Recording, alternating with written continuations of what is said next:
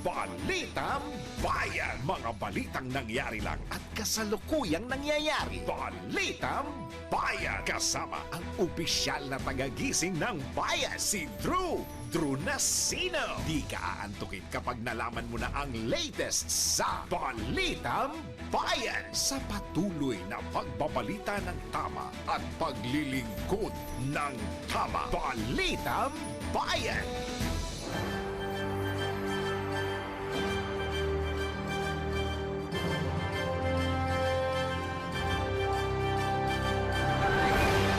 Simulan na po natin ang headlines. Balitang Bayan. Vice President Sara Duterte sumalang na sa budget deliberation sa Kamara. Balitang Bayan. Pagpapalit ng liderato sa Kamara isinulong ni Congressman Albi Benitez. Balitang Bayan. Matapos gumamit ng pekeng driver's license, dalawa sa tinaguriang BGC boys kinasuhan na ng DOTR at LTO. Balitang Bayan. Renteng bigas para sa mga tsuper inilunsad na rin ng Department of Agriculture. Balitang Bayan. Balita naman sa ibaing dagat, suspect sa pagpatay kay pro-Trump influencer Charlie Kirk sinuplong ng sariling ama matapos umamin sa krimen. Balitang Bayan. Balitang pampalakasan, pag-host ng Pilipinas sa 2025 FIFA Futsal Women's World Cup kasado na sa Nobyembre. Balitang Bayan. At sa showbiz, Rocco! Si Cousin Rocco Nasino nag-debut na bilang professional wrestler. Tuloy-tuloy ang mga balita sa Balitang Bayan. Kasama si Drew Nasino. Magandang tanghali po, Luzon, Visayas, Mindanao, Mega Manila, sa buong bansa, sa buong mundo. Ngayon pong araw na ito ng Martes na. Ngayon po ay Setyembre 16 taong 2025. Kayo pa rin po ay nakatutok, nakikinig, nanonood sa pamagitan ng impila may todong lakas DWIC 882 at Aliw Channel 23. Inyo po makakasama hanggang alaw na po tayo, Drew Nasino. Balitang Bayan. Oras na 4 sandali makalipas po ang alas 12 ng tanghali. Bago tayo magtungo sa detalye po ng mga tumatambay na balita, alamin po muna natin ang update kaugnay po doon sa panibagong sama ng panahon o low pressure area na nagbabanta po sa bansa. Ihatid po yan ni Gia Rafael. Pinakahuli, pinaka-latest, pinaka-napapanahon. Whether we like it or not, ito ang magiging DWIZ Weather Report. Magandang tanghali, Drew, at happy launch Pilipinas. Narito na pong latest sa lagay ng panahon. Balita nga sa dalawang LPA na nasa loob.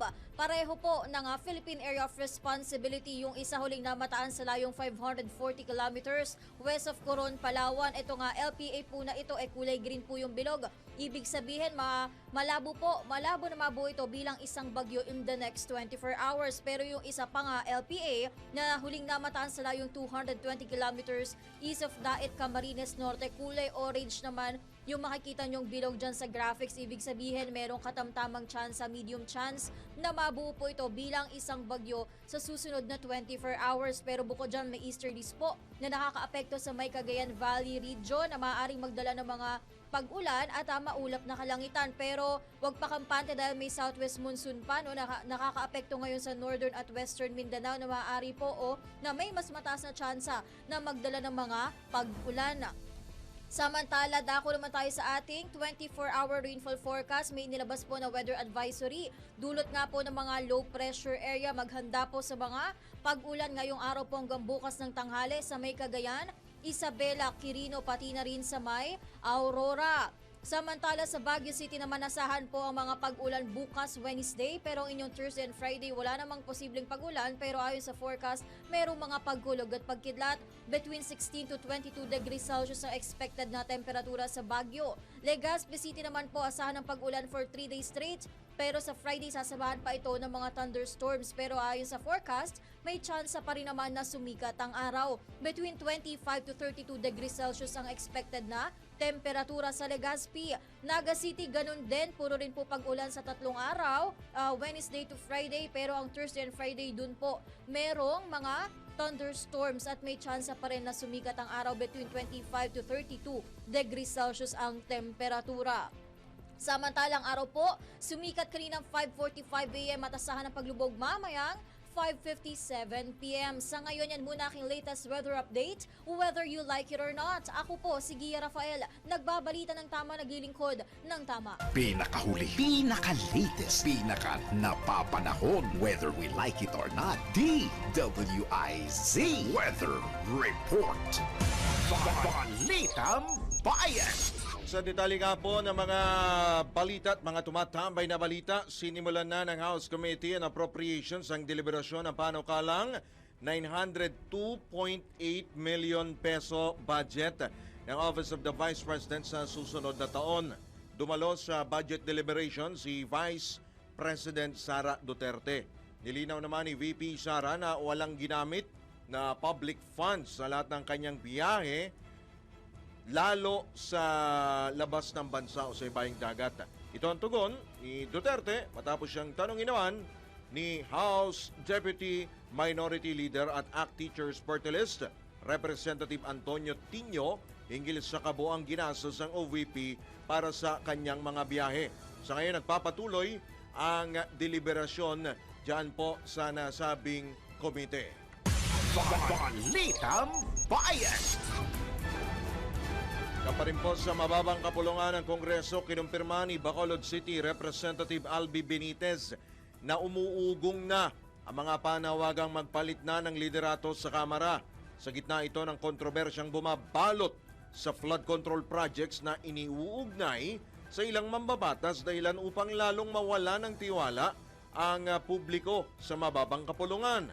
Ayon kay Congressman Benitez, ang nasabing issue ang nag-udyok kay Navotas Representative Toby Tiangco na ipresenta sa Senado ang kanyang mga nakalap na impormasyon.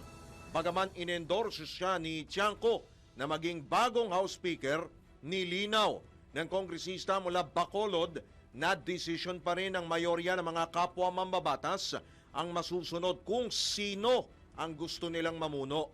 Ipinunto ni Benitez na kailangan ng Kamara ng lider na maglilinis sa institusyon, may integridad at kredibilidad na panagutin sa batas sa mga sangkot sa kontrobersya at mabawi ang anumang halaga ng pondong para sana sa bayan. Aminado rin ang Ilonggo Solon na batid ng kanyang mga kapwa kongresista ang sitwasyon pero mas pinili nilang manahimik sa iba't ibang kadahilanan. Balitang Bayan. Nananatili namang matibay ang suporta ng mga mambabatas mula sa Negros Island Region kay House Speaker Martin Romualdez sa pamagitan ng paglagda sa isang manifesto of support. Binigyang din ng mga kinatawan ng nasabing rehiyon na ang pagkakalikha sa NIR ay higit pa sa isang batas at ito ay pagtupad sa pangako sa taong bayan na nangangailangan ng matatag at may bisyong mamuno.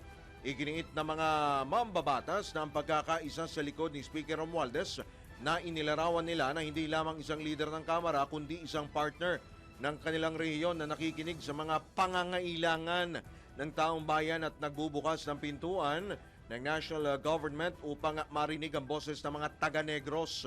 Ipinunto ng mga kongresista na bagaman na isabatas na ang paglikha ng NIR, marami pang kailangan gawin upang matiyak na ito ay maisasalin sa mga konkretong benepisyo para sa kanilang mga nasasakupan.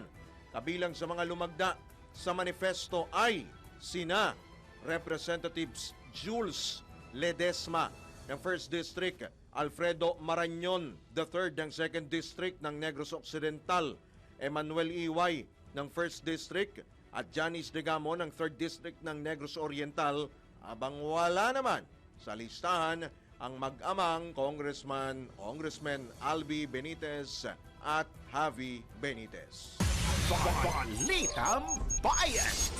Mapapaksa ng mga balita, nagsampa na ng kaso ang Department of Transportation at Land Transportation Office laban sa tinaguriang Bulacan Group of Contractors of BGC dahil sa BGC Boys dahil sa paggamit ng mga pekeng driver's license upang makapasok sa mga kasino.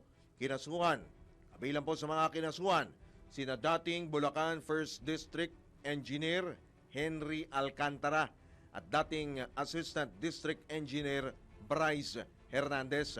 Kamakailan lamang ay naglabas ng show cause order ang LTO sa nasabing grupo para pagpaliwanagin kung saan nila nakuha ang mga peking ID.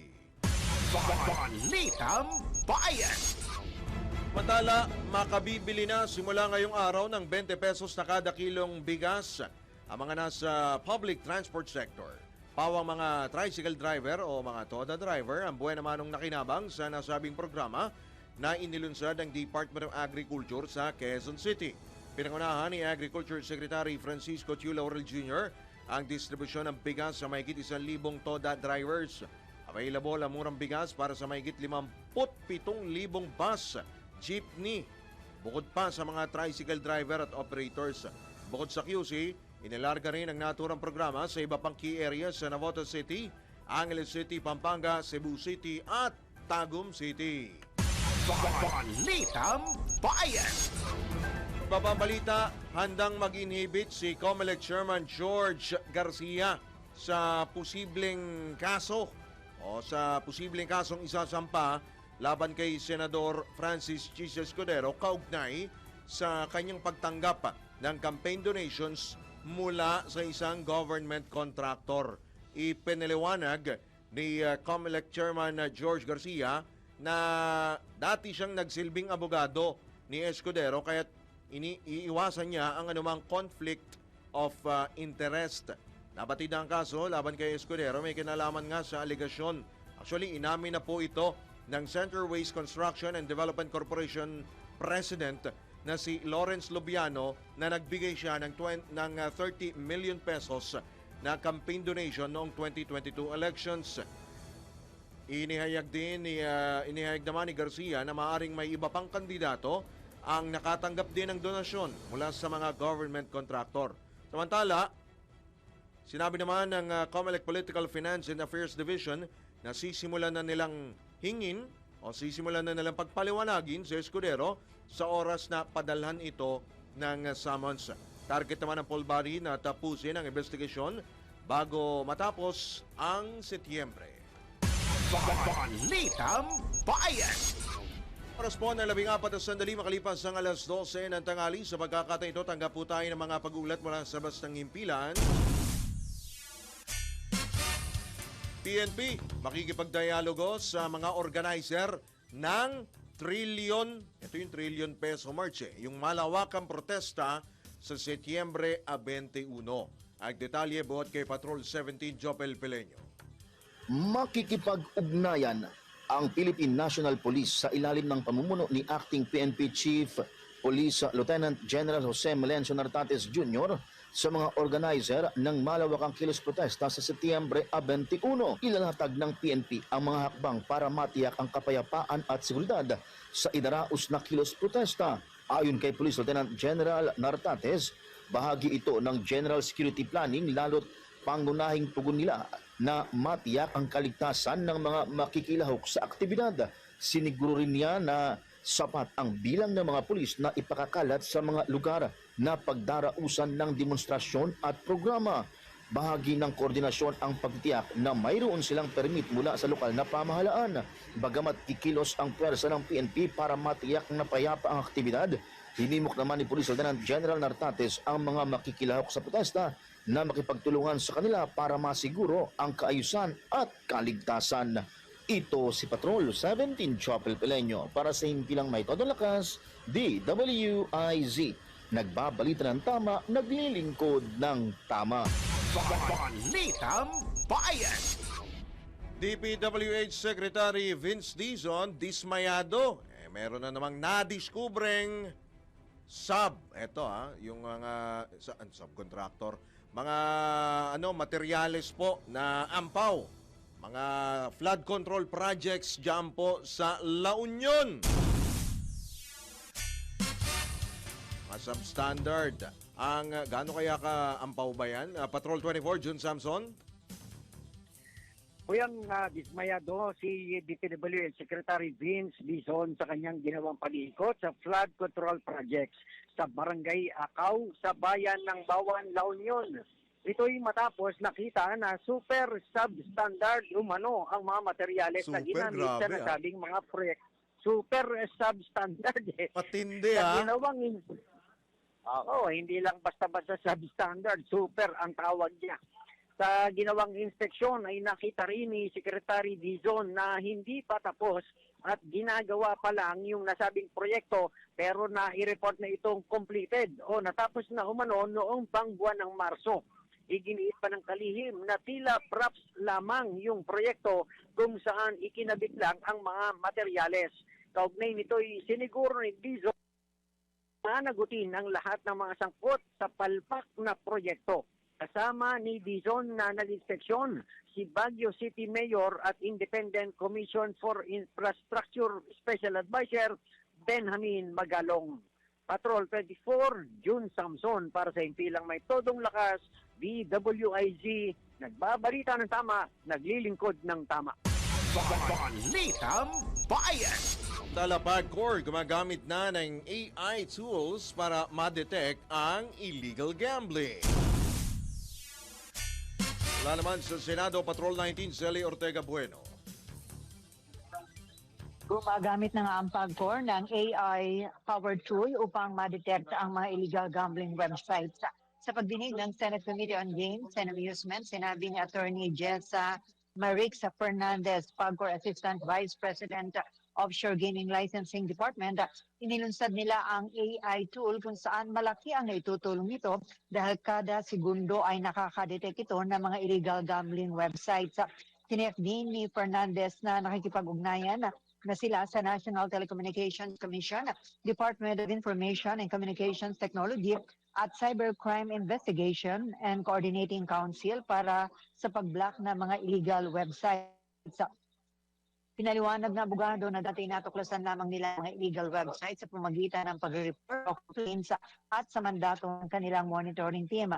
Sinabi pa ni Fernandez na noong August 28 ay nirevoke nila ang lisensya ng One Visaya Corporation.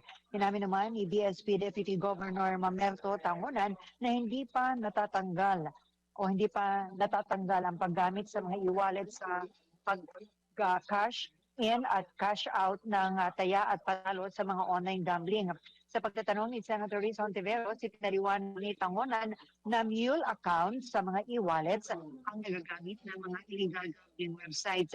Nangako rin si Tangonan na magpapatupad ng mas mahigpit pang mga polisiya upang matiyak na hindi na magagamit ang mga e-wallets sa iba pang platforms sa mga illegal na gambling websites. Ito sa Patrol 19, Celi Ortega Bueno, para sa Impilang Metodong Lakas sa DWIC.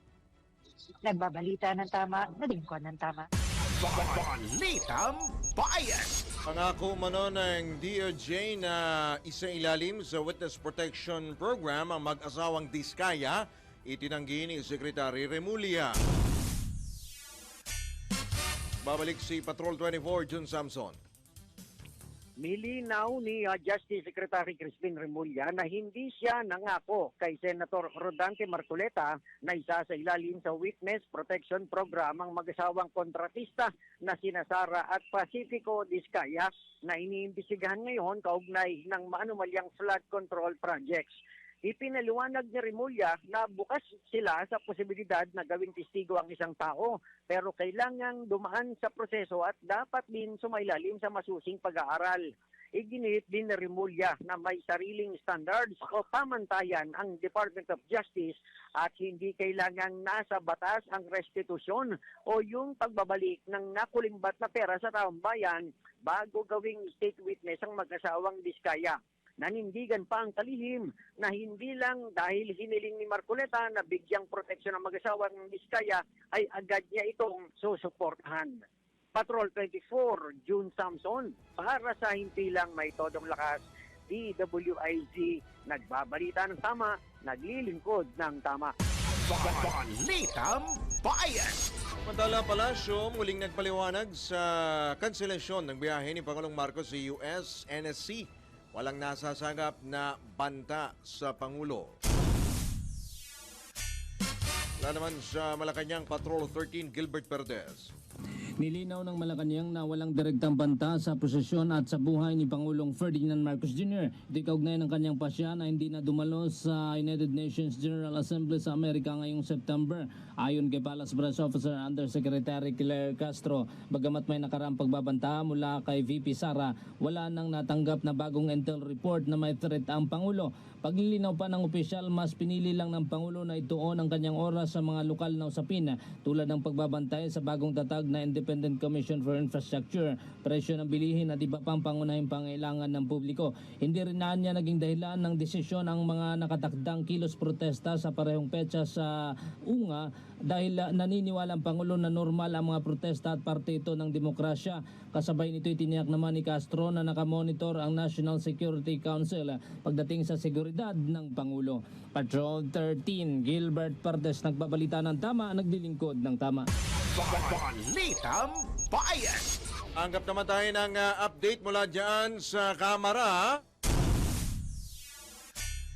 VP Sara, naniniwalang dapat maimbestigahan si Speaker Romualdez hinggil sa issue ng flood control projects.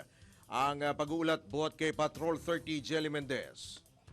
Drew, naniniwala si Vice President Sara Duterte na dapat lang maimbestigahan si House Speaker Martin Romualdez. Tugon ito ng Vice Presidente sa naging ambush interview ng mga mamamahayag kung aware ba siya sa naging panawagan ni Cavite 4th District Representative Kiko Barzaga sa issue ng palpak at maanumalyang flood control projects. Ayon kay VP Sara, nakita naman anya ng mga mambabatas ang budget noong 2023, 2024 at 2025 sa ilalim ng pamumuno ni House Speaker Martin Romualdez. Naniniwala si VP Sara na posibleng magkaroon na naman ng agawan sa budget para sa taong 2026. Pakinggan natin ang pahayag ng Vice Presidente. Dapat lang. Dapat lang talaga. Dahil nakita niyo naman yung budget 2023, 2024, 2025. Malamang agawan na naman yan ng budget sa 2026. At lahat yung mga past budgets natin, kita natin na it was under the leadership of Speaker Martin Romualdez. At yan ang tinig ni Vice President Sara Duterte. Ito si Patrol 30. Jelly Mendez nag-uulat para sa hindi lang metodong lakas sa DWIZ. Nagbabalita ng tama, naglilingkod ng tama. Balitang Bayan. Samantala sa iba pa ring balita, balik normal na ang operasyon ng LRT Line 2. Kaninang umaga matapos sa suspindihin ang biyahe nito dahil sa pagkadiskaril lang isa sa mga tren nito sa Santolan malapit sa Santolan Station. Ayon sa pamunuan ng LRT Line 2, naging limitado ang biyahe ng tren mula Recto hanggang Cubao, pabalik upang kumpunihin, upang magbigay daan sa pagkukumpuni ng napinsalang bahagi ng LRT Line 2. Dahil dito nagpatupad ng libreng sakay ang pamunuan ng nasabing railway line para sa kabuuan ng operasyon nito ngayong araw. Kaninang alas 7:32 po nang maibalik sa normal ang operasyon ng Line 2. Balitang Bayan. Samantala, ipinanawagan ni Quezon City Mayor Joy Belmonte na magkaroon din ang mga lokal na pamahalaan ng sarili nilang pagre-rebisa sa mga flood control projects ng Department of Public Works and Highways sa kanilang nasasakupan. Ito'y matapos ang naging pag-aaral ng QC Local Government Unit sa nadiskubre na karamihan sa mahigit 300 proyekto ay may depekto o depektibo. Ayon kay Mayor Belmonte, nagsumite na sila ng template at ipinamahagi na sa mga miyembro ng Mayors for Good Governance bilang gabay sa kanilang mga pagsusuri. Ipinunto naman ng alkalde na makatutulong ito sa Independent Commission for Infrastructure dahil mas bibilis ang kanilang investigasyon kung may mga nauunang datos o mga matatanggap na datos mula sa mga LGU. Balitang Bayan. Babalik po ang Balitang Bayan makalipas lamang ilang mga paalala. Oras 26 na sandali makalipas ang alas 12.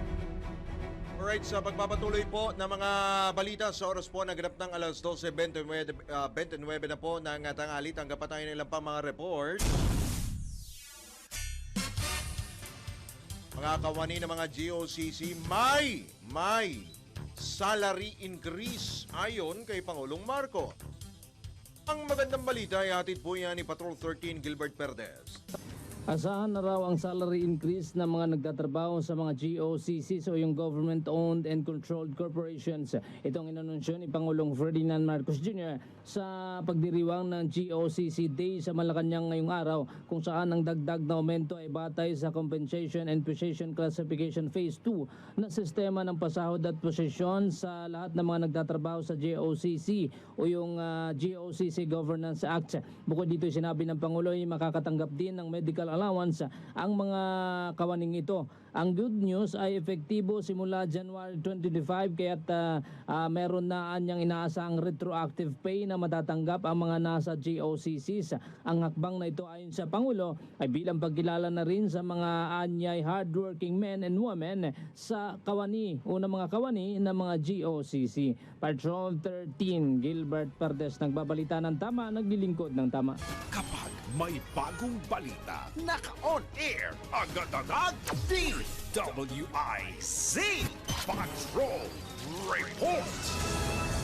Sa pagkakataon ito, tayo po ay mapalad at nakuha po natin ang panig po ng mga transport groups sa katauhan po ni Piston National President Camo Di Floranda.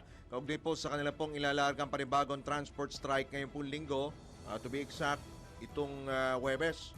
O siya, sige, tanungin po natin si Camo Di Floranda. Magandang tanghali po, Camo Di. Welcome po muli sa DWIZ Channel 23. Drew Nasino po, Camo Di. Magandang tanghali po at maraming salamat. Opo. At siyempre sa ating mga taga-subaybay, taga-pakinig. Magandang po. Opo, Camo Di, tama ho ba? Huwebes, magsisimula ito pong inyong transport strike at matataon sa September 21 ang inyo pong pagtatapos nitong kilos protesta po na ito. Na-tiyempo na yan po ay trillion peso march. Camo Di. Opo, at tuloy na po itong protesta at transport strike laban nga dito sa matinding graft and corruption sa mga floodway at sa mga flood control.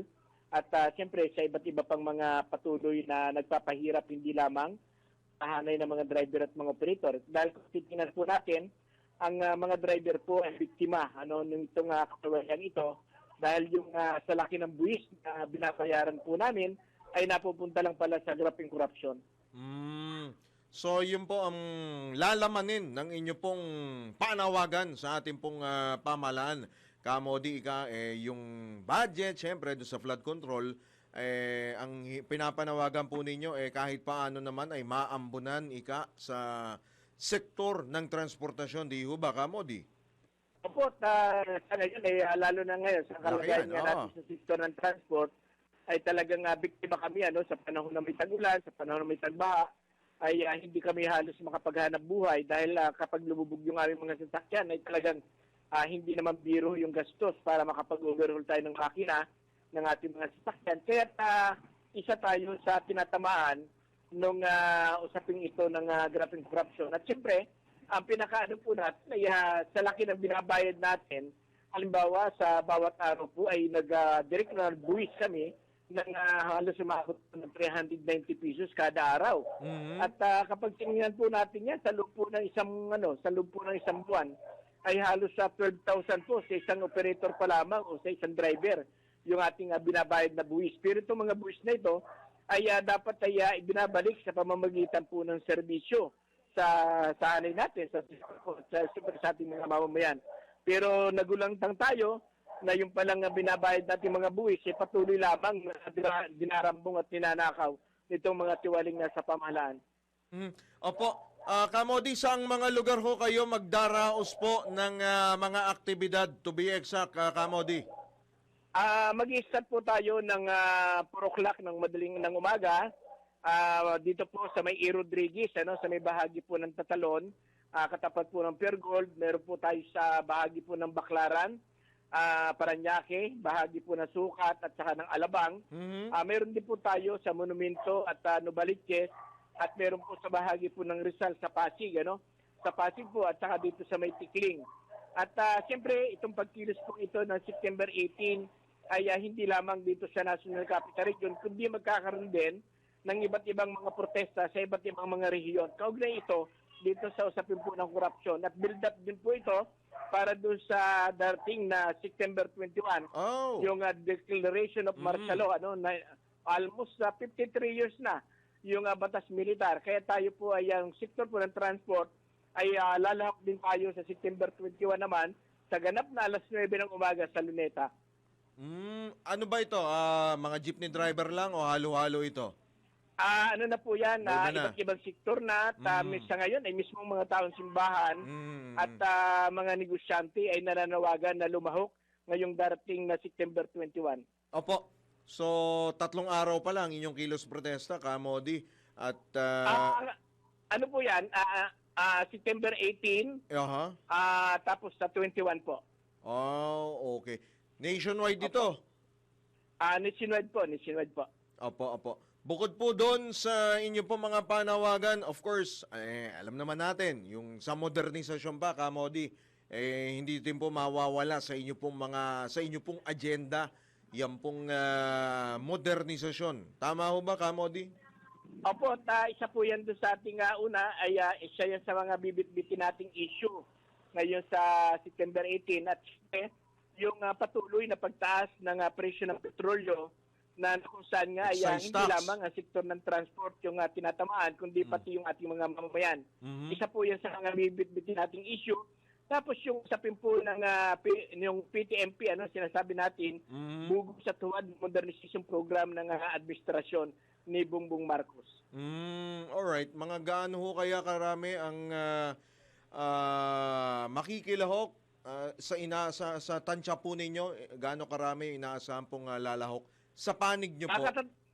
Katatapos lamang po ng pag-uusap ng iba't ibang transport. Kasama po dito yung Laban TMBS, kasama po yung trucks, kasama po yung mga rider, at yung mga taxi ay nagpabot na rin sa atin na sila makikita ngayong September 18 dahil ang issue nga po ay corruption, ang issue yung buwis na gagamit kung saan na dapat nga ito ay pagpapaganda man lang ng karsada natin ay hindi magamit yung ating buwis na binabayad kaya yung ating karsada parang parang sungkaan lubak-lubak at hindi parang na sungka yung opo nagaling po ako ng may bahagi ng Valenzuela. Ay yung karsada po doon ay National Road ay talagang parang sungka. Sungkaan yung dahil yung sa dami ng lubak nakakaepekto sa kabuhayan din ng ating mga riders, sa ating mga driver at mga operator. Opo, baka kasi siyempre ang pangambaho ng ating po mga kababayan lalo na po ng mga commuter ay mai-stranded sila. So meron naman ding inihanda po ang gobyerno, particular po ang MMDA, DOTR. Baka meron ho kayong mga panawagan, karagdagan pa ho mga abiso, payo po sa ating po mga kababayan, sa inyong po mga kapwa, super, mga operator at mga stakeholders pa, Kamodi? Ang panawagan po natin sa po ng iba't ibang sektor ng muda ng public transport ay kailangan po natin tumindig, kailangan po natin labanan itong matinding korupsyon, kailangan natin panagutin at pagbayarin yung mga talagang nasasangkot kasi nakakasakit ng mula na sa Kongreso hanggang Senado. Yung nasasangkot dito sa usapin ng korupsyon dapat magbayad at ibalik ang ninako na pundo para sa serbisyo para sa ating mga mamamayan kahit nananawagan tayo sa taong bayan na suportahan po nila itong magaganap na protesta at welgang transportasyon ngayong darating na 18 at sila po ay malugod din naming inaanyayahan ngayong September 21 ay meron po 2 aktibidad. Meron po sa Luneta at meron po din sa Jesus Shrine. Meron din mga kung saan po sila malapit ay lumahok po tayo. Karapatan po natin na panagutin ang sangkot sa korupsyon. Alright, marami pong salamat, Kamodi Floranda, sa inyo pong oras. Magandang hapon po. Ingat po kayo. Good luck po sa inyo, Kamodi. Salamat. Maraming salamat po. Ingat din po. Salamat po. Salamat. Si Ginoong Modi Modesto, Kamodi Floranda, ang National President po ng Piston. Balitang Bayan. Sa pagpapatuloy po ng mga balita ngayong araw po na ito ng Martes. Teka lang, merong mga panawagan dito. Meron pong panawagan. Bago tayo magtungo doon sa reports, may panawagan po ang Adamson University at meron po silang isasagawa na aktibidad ngayon pong linggong ito. Particular po itong anong department ito? Sa Adamson University. Meron po silang guest sa engineering ito. Para sa iyo ito, Engineer Giljon Reyes, Transformative Link. Panawagan lang naman ito. Ito po ay a Semiconductor Knowledge Forum pala. Simula September 17 hanggang 18 po ito. At meron po silang mga guest speakers at mga foreigner guest speakers po ito at yan po ay pangungunahan ng moderator po si Engineer Antonio Doro Liat at ang MC naman po Engineer Ian Charles Nico Turban. Yan. At mga guest speakers po si Cheng Sun Tony Chang ng Magnetism and Magnetic Materials Spintronics, si Tien Su Cheng ang Precise Fiber Optic Sensors Nano Semiconductors at Xin Xia Yang ang Modeling and Simulation. Yan po ang mga guest speakers. Bukod pa po kay Ed Maria Corazon Halili Dichosa ang Industry Policies International Marketing and Negotiation. So September 17 hanggang 18 po ang Transformative Link Semiconductor Knowledge Forum ng Adamson University. Balitang Bayan. Balik po tayo sa mga pag-uulat, sa mga balita ngayon pong araw po na ito ng Tuesday. Ito po. Hinimok ng Philippine National Police sa mga grupong balak maglunsad ng kilos protesta sa Setyembre 21 na makipag-ugnayan muna sa lokal na pulisya at kumuha muna ng permit bago mag-rally. Kamodi, narinig mo. Ayon sa PNP, bagaman pinayagan ng ilang kilos protesta o mga nakaraang kilos protesta ng walang permit, mas makatutulong kung meron nito para matiyak ang kaayusan at kaligtasan ng publiko. Sabay nito, naka-heightened alert naman ang pambansang pulisya at posibleng magtaas pa sa full alert status sa mga susunod na araw bilang preparasyon sa mga kilos protesta. Nagpayag din ng buong suporta PNP kay Pangulong Bongbong Marcos sa panawagan nitong panatilihin ang kapayapaan at kaayusan habang iginagalang ang karapatan ng mga mamamayan sa mapayapang pagtitipon. Balitang Bayan. Samantala, 3 ghost projects sa First District ng Bulacan tumambad sa NBI. Ano ka ampaw, gaano ka substandard at ilang porsyento ba kung merong nasimulan o natapos? Nagbabalik si Patrol 24, Jun Samson. Kinumpirma ni Justice Secretary Crispin Rebulla na may 3 ghost projects sa unang distrito ng Bulacan batay sa isinagawang investigasyon ng National Bureau of Investigation. Ayon kay Remulla, natukoy ito ng NBI gamit ang coordinates o yung lokasyon ng mga tinutukoy na flood control projects na nakasaad din dun sa sumbong sa Pangulo website. Milyon-milyong piso anya ang pinag-uusapang nakalaang pondo para sa bawat package ng proyekto sa distrito na hindi man lamang nasimulan. Tiniyak naman ng DOJ na may mananagot at masasampahan ng kaso tulad ng plunder o malversation of public funds na may hatol na life imprisonment kung nakakupit sa mahigit 8 milyong piso. Gayunman ay hindi pa masabi ni Remulla kung kailan at sino-sino ang mapapanagot dahil sa palpak na proyekto dahil tinitignan pa ang anggulong sa buwatan ng mga contractors ng DPWH at mga politiko. Patrol 24, June Samson para sa MP lang may todong lakas, DWIZ, nagbabalita ng tama, naglilingkod ng tama. Balitang Bayan. Pagsisisi, hindi umano ubrang panakip sa kaso ng katiwalian. Sinong nagsabi niya, Patrol 19, nagbabalik si Eli Ortega Bueno? Hindi sapat ang pagsisisi lang para mapawi at mapatad ang kaso ng katiwalian at iba pang maling gawain. Itiniyag ni Senate President Pro Tempore Panfil Lacson bilang pagsang-ayon sa ipinost ni dating Taguig City Mayor Lino Cayetano, saan ay kinontra niya ang sinabi ng kapatid ng Senate Minority Leader Alan Peter Cayetano na lahat tayo ay nagkakasala, ang mahalaga ay magsisi. Ayon kay Lacson, may kilala siya mga opisyal ng gobyerno na nagkasala ng pagnanakaw ng pera ng bayan, nagsisi pero muling nagnakaw. Git ni Lacson, nagdurusa ang ating mga kababayan dahil sa paniniwala na maaari ng patawarin ang mga nagkasala basta't ito'y magsisi na.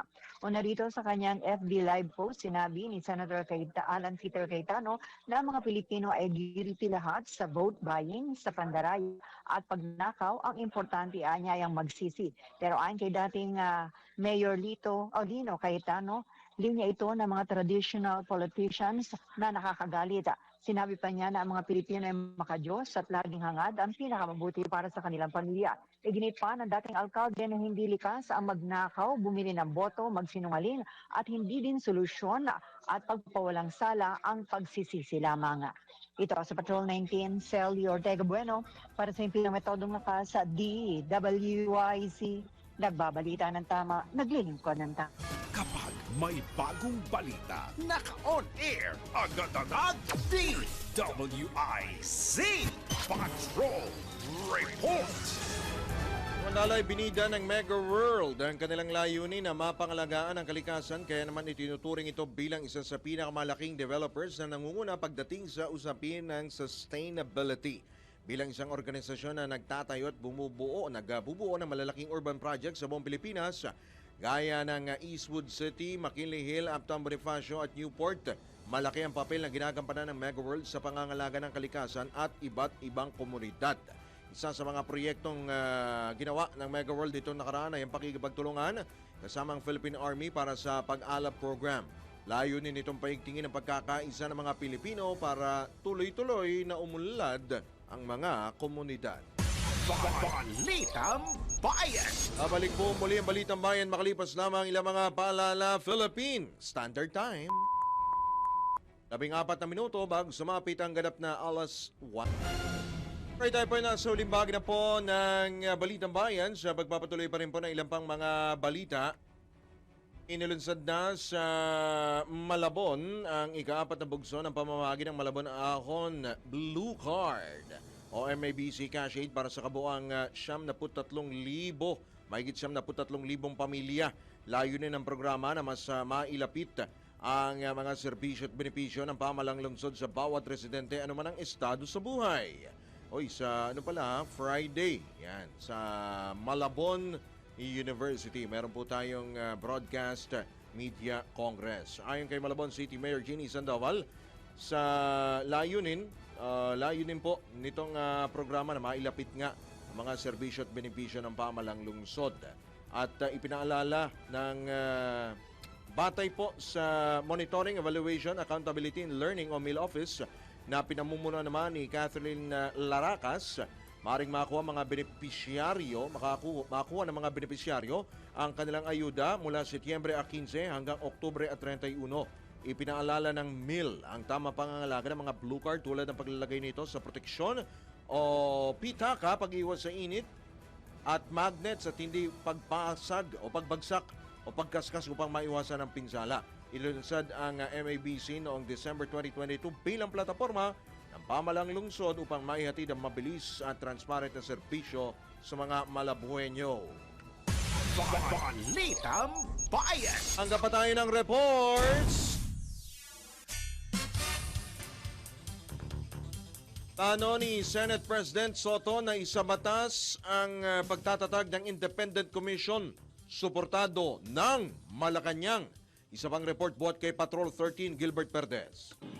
Inamin ng Malacanang na bukas ito sa plano ng Senate President Tito Soto III na isabatas ang pagtatatag ng Independent Commission for Infrastructure sa pamagitan ng Senate Bill 1215. Layon daw ng panukalang ito na palakasin at pagtibayin pa ang kapangyarihan ng komisyon na binuo ni Pangulong Ferdinand Marcos Jr. Ayon kay Palace Press Officer Undersecretary Claire Castro, nakikita ng Malacanang na makatutulong ang hakbang para mas mapalakas ang mandato ng Independent Commission na nakatuon sa pagpapanagot sa mga sangkot sa katiwalian. Patrol 13, Gilbert Perdes, nagbabalita ng tama, naglilingkod ng tama. Balitang Bayan! Samantala, tinatayang 200 grupo inaasang lalahok sa trillion peso March sa Setyembre 21. Detalye naman mula kay Patrol 5 Aya Yupanco. Nasa mahigit 200 grupo ang inaasahang makikisa sa isasagawang trillion peso march sa EDSA People Power Monument at sa Rizal Park o Luneta sa Linggo, September 21, kasabay ng ika-53 anibersaryo ng pagkakadeklara ng batas militar o martial law sa ilalim ng Administrasyong Marcos Sr. Ito'y bilang bahagi ng pagprotesta laban sa korupsyon sa gitna ng anomalya sa flood control projects.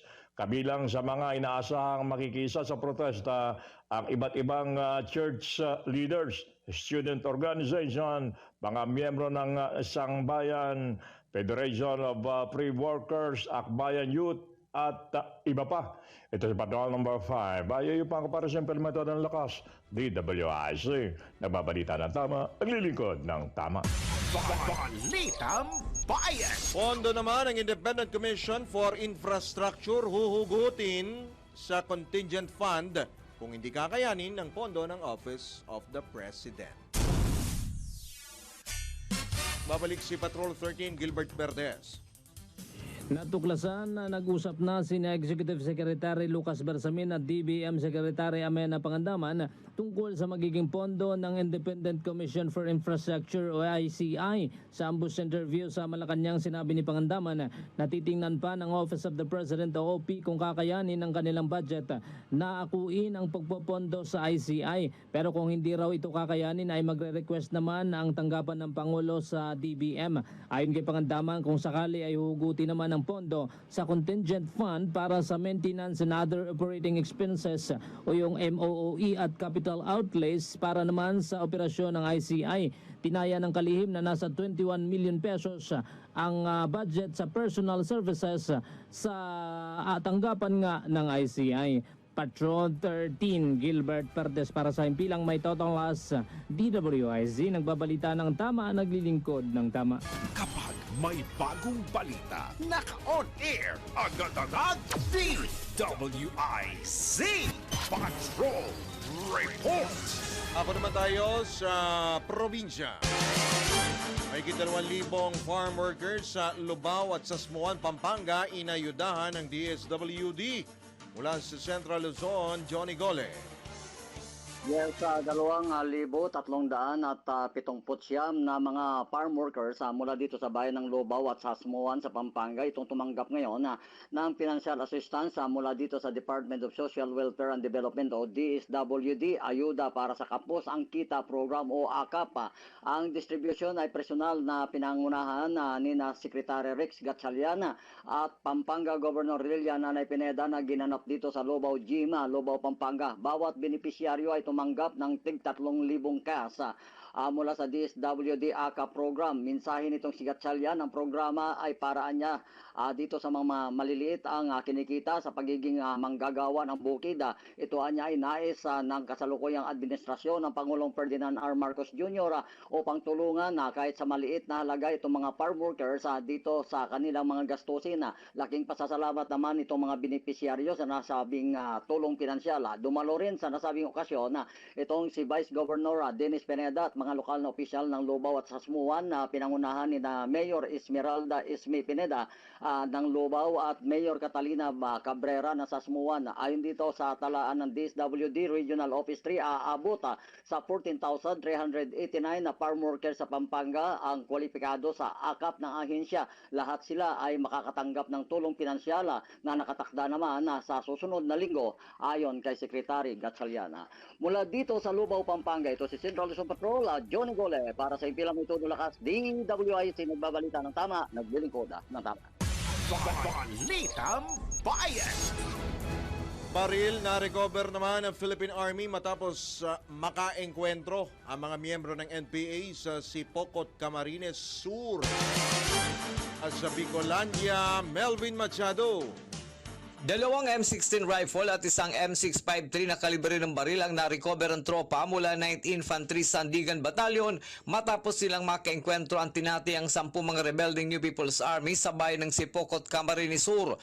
Tumagal ang 40 minuto ang palitan ng putok na magkabilang grupo alas 3 ng hapon nitong nakaraang Lunes. Wala namang naiulat na nasugatan sa panig ng gobyerno habang patuloy na inaalam ang kalagayan ng mga nagsitakas sa mga rebelde na umano'y pawang miyembro ng Platoon 3 Sub-Regional Committee 5 ng Bicol Regional Party Committee. Samantala, ipinag-utos naman ni Major General Aldwin Almaced, Division Commander ng 9th Infantry Division Philippine Army, na tiyakin ang seguridad ng mga residentes na malapit sa lugar ng inkwentro habang pinaigting ang pagtugis sa mga nagsitakas at nagtatagong mga rebelde. Ito ang Ronda Patrol, Melvin Machado, para sa Impilang May Todong Lakas, DWIZ. Nagbabalita ng tama, naglilingkod ng tama.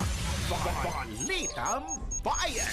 Sa pagtatayo ng NLEX Extension sa Mabalacat City, Pampanga, hiniling ng mga LGU. Pabalik si Johnny Gole.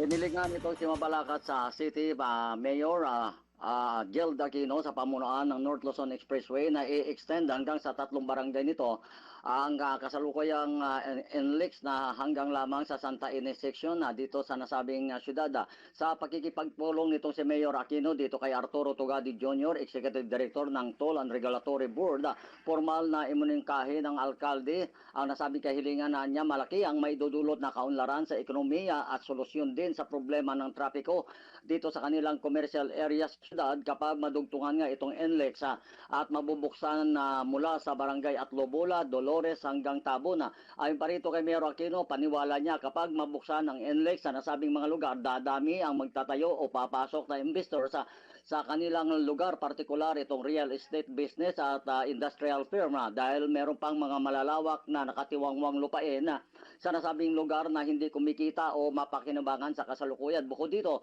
magkakaroon din na niya na alternatibong access road itong mga motorista patungong northern part ng Central Luzon sa pamagitan ng NLEX extension. Positibo naman ang tugon nitong si Tugade at pangako niya kapag asikasuhin niya sa lalong madaling panahon ang kahilingan nitong si Mayor Aquino upang lalong sa madaling panahon ay mapasimulan niya itong naturang proyekto. Mula dito sa lalawigan ng Pampanga, ito si Central Luzon Patrol, John Gole, para sa Impilang May Todong Lakas, DWIC, nagbabalita ng tama, naglilingkod ng tama. Balitang Bayan! Alright, at yan po ang kabuuan ng mga balita ngayong araw po na ito ng Martes sa Balitang Bayan. Bago tayo tuloy bumitaw, batiin muna natin ang isa pong maligayang kaarawan. Ang mga nagdiriwang po ng kanilang pong kaarawan ngayong araw po na ito ng Setyembre 16. Anayin na po natin, of course, ang isa po sa mga big boss po natin dito, si Sir Randy Cabangon, ang Vice President po ng Aliw Broadcasting Corporation at ang Home President po ng Home Radio 97.9. Batiin na rin po natin ang babaeng walang pahinga, si Patrol 38, Jen Patrolya. Happy birthday! Bakit natatawa kayo? Ganun talaga. Happy birthday din kay Dindo Balagtas, ang makisig na ama at pinagmanahan po ng kagawapuhan ni Daryl Justin na patutunayan po niya sa pamamagitan po ng paghahanda. O siya, sige, tayo po ay nagbabalam na sa ngalan po ng buong tropa ng DWIZ at Aliw Channel 23. Ito po yung lingkod, Drew Nasino, nagbabalita ng tama, naglilingkod ng tama at teka lang, meron pa palang isa. Nakikiramay po tayo sa pagyao po ng butihing ina ni Engineer Wenner Contihino na si Mama Edith Contihino na kasalukuyan po ay ibuburol dyan po sa Santa Cruz, Laguna. So ang atin pong taus-pusong pakikiramay at pagpapaabot po ng panalangin sa pamilya po ni Engineer Wener Contihino. Standby lamang po, susunod na DWIZ Network News kasama sina Angelo Baino at Gia Rafael. Pagsapit